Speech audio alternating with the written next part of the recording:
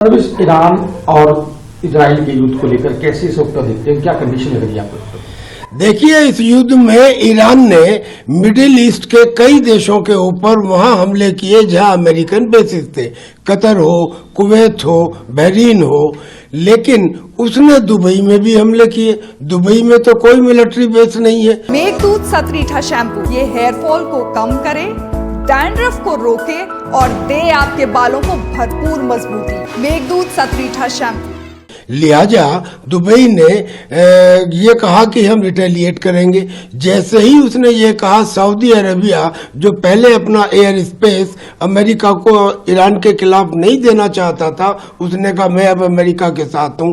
यानी जो और कंट्रीज हैं, हो भी सकता है कि वो इजराइल के साथ आ जाएं, जिसको वो नहीं चाहते थे। यानी कि एक बदलाव और एक बढ़ता हुआ दायरा भी। बढ़ता हुए दायरे का तो अंदेशा ये कि शायद महायुद्ध में ना बदल जाए, और बदलाव का इफेक्ट ये कि अब चूंकि खोमेनी को मारा जा चुका है, वहां पे सत्ता परिवर्तन होता है, और अगर वहां एक डेमोक्रेटिक सरकार आ जाती है, यानी कि वहां इस्लामिक शासन खत्म हो जाता है, तो बहुत मुमकिन है पहलवी में पहले की तरह, जैसे पहलवी के समय में अमेरिका ने ईरान को खुद होके न्यूक्लियर टेक्नोलॉजी दी थी, शायद अब भी वो दोबारा दे दे।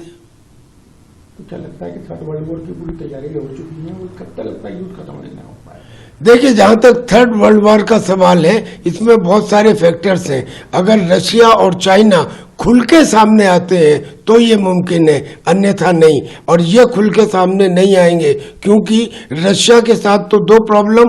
पहला तो वो यूक्रेन के साथ में उलझा हुआ है, और दूसरा ये कि उसके बहुत सारे नागरिक इजराइल में रहते हैं, लिहाजा वो इजराइल के अगेंस्ट अटैक नहीं करेगा।